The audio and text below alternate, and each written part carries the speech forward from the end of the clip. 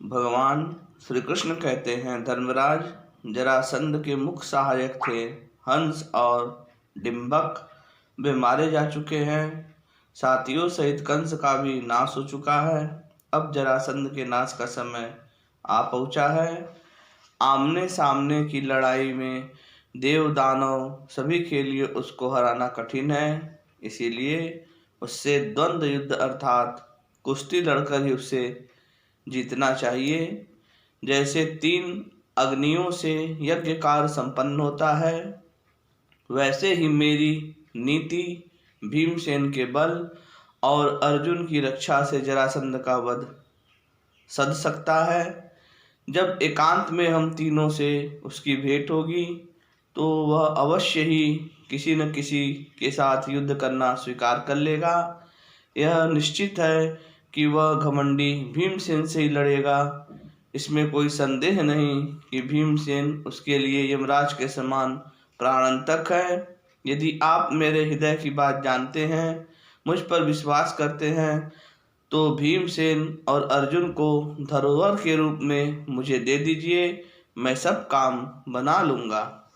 वैशंपायन जी कहते हैं, जन्मेजय, भगवान श्री कृष्ण की वाणी सुनकर भीमसेन और अर्जुन प्रसन्नता के मारे खिल रहे थे।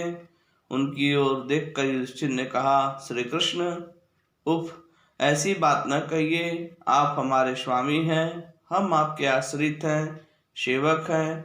आपकी वाणी, आपका एक एक अक्षर सत्य है।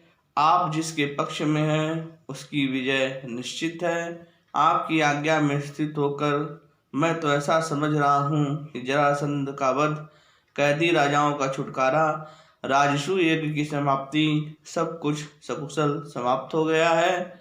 स्वामी, आप सावधान होकर वही कीजिए जिससे काम बने। आप तीनों के बिना तो मैं जीना भी पसंद नहीं करता। वैशंपायन जी कहते हैं, जन्मेजय युधिष्ठिर की अनुमति प्राप्त करके श्री कृष्ण, भीमसेन और अर्जुन तीनों भाई मगध देश जा पहुंचे। इन दिनों वहां बड़े असकुन हो रहे थे। ब्राह्मणों ने जाकर जरासंध से निवेदन किया और अरिष्ट की शांति के लिए जरासंध को हाथी पर चढ़ाकर अग्नि की प्रदक्षिणा करवाई। स्वयं जरासंध ने भी अरिष्ट शांति के लिए बहुत से नियमों का पालन करते हुए उपवास किया। इधर भगवान श्री कृष्ण, भीमसेन और अर्जुन अस्त्र शस्त्रों का परित्याग करके तपस्वियों के वेश में जरासंध से बाहु युद्ध करने का उद्देश्य रखकर नगर में घुसे। उनके विशाल वक्षस्थल को देखकर नागरिक चकित एवं विस्मित हो रहे थे। उन्होंने क्रमशः जन संकीर्ण एवं सुरक्षित 3 डोरियों को पार की। वे निशंक भाव से जरासंध के पास जा पहुंचे। जरासंध ने अर्घ्य, पाद्य, मधुपर्क आदि से उनका सत्कार किया।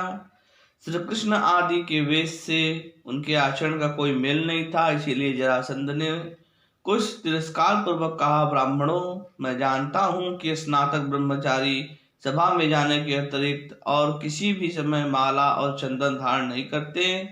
आप लोग बताइए कि कौन है। आपके कपड़े लाल हैं, शरीर पर पुष्पों की माला और अंगराग भी है। आप लोगों की भुजाओं पर धनुष की प्रत्यंचा का निशान स्पष्ट झलक रहा है। आप लोग द्वार से होकर क्यों नहीं आए? निर्भयता पूर्वक वेश बदल कर और बुर्ज को तोड़कर आने का क्या कारण है? आप लोगों का वेश तो ब्राह्मणों का और कार्य उसके ठीक विपरीत है। अस्तु, जो कुछ भी हो, आपके आगमन का प्रयोजन क्या है? जरासंध की बात सुनकर कुशल वक्ता मनस्वी श्री कृष्ण ने गंभीर वाणी से कहा, राजन, हम स्नातक ब्राह्मण हैं। यह तो आपकी समझ की बात है। स्नातक का वेश तो ब्राह्मण, क्षत्रिय और वैश्य तीनों ही धारण कर सकते हैं। पुष्पमाला धारण करना तो श्रीमानों का काम है। क्षत्रियों की भुजाएं ही उनका बल है। हम वाणी की वीरता नहीं दिखाते। यदि आप हमारा बाहुबल देखना चाहते हैं तो अभी देख लें। धीर वीर पुरुष शत्रु के घर में बिना द्वार के और मित्र के घर में द्वार से प्रवेश करते हैं। हमने जो कुछ किया सब सुसंगत है। जरासंध ने कहा, मैंने किस समय आप लोगों के साथ शत्रुता का व्यवहार किया है, यह ध्यान देने पर भी याद नहीं पड़ता। मुझ निरपराध को शत्रु समझने का क्या कारण है? क्या सत्पुरुषों के लिए यही उचित है? मैं अपने धर्म में तत्पर हूँ, प्रजा का अपकार नहीं करता, फिर मुझे शत्रु मानने का कारण? कहीं आप उन्माद तो ऐसा नहीं कह रहे हैं? भगवान श्री कृष्ण ने कहा, राजन, तुमने क्षत्रियों का बलिदान करने का निश्चय किया है, क्या यह क्रूर कर्म अपराध नहीं है? तुम सर्वश्रेष्ठ राजा होकर भी निरपराध राजाओं की हिंसा करना कैसे उचित समझते हो? किंतु बात यही है कि हम दुखियों की सहायता करते हैं और तुम क्षत्रिय जाति का नाश करना चाहते हो। हम जाति की अभिवृद्धि के लिए तुम्हारे वध का निश्चय करके यहाँ आए हैं। तुम जो इस घमंड में फूल रहे हो कि मेरे समान कोई योद्धा क्षत्रिय नहीं है, यह तुम्हारा भ्रम है। इस विशाल पृथ्वी के वक्षस्थल पर तुमसे भी अधिक वीर हैं। हमारे लिए तुम्हारा यह घमंड असह्य है। अपने बराबर वालों के सामने यह घमंड छोड़ दो, अन्यथा तुम्हें पुत्र, मंत्री और सेना के साथ यमपुरी में जाना पड़ेगा। हमारे आने का उद्देश्य निश्चय ही युद्ध है। हम ब्राह्मण नहीं हैं। मैं हूँ वसुदेव का पुत्र कृष्ण, ये दोनों हैं पांडु नंदन भीमसेन और अर्जुन। हम तुम्हें युद्ध के लिए ललकारते हैं। या तो तुम समस्त कैदी नरपतियों को छोड़ दो, अथवा हमारे साथ युद्ध करके परलोक सिधारो। जरासंध ने कहा, वासुदेव, मैं किसी भी राजा को बिना जीते नहीं लाया हूँ। तनिक दिखाओ तो सही, वह कौन है जिसे मैंने जीता न हो, जो मेरा सामना कर सकता हो। क्या मैं तुमसे डर कर इन राजाओं को छोड़ दूं? यह नहीं हो सकता। तुम चाहो तो सेना के साथ लड़ लो। मैं एक के साथ या तीनों के साथ अकेला ही लड़ सकता हूँ। चाहे एक साथ लड़ लो अथवा अलग अलग।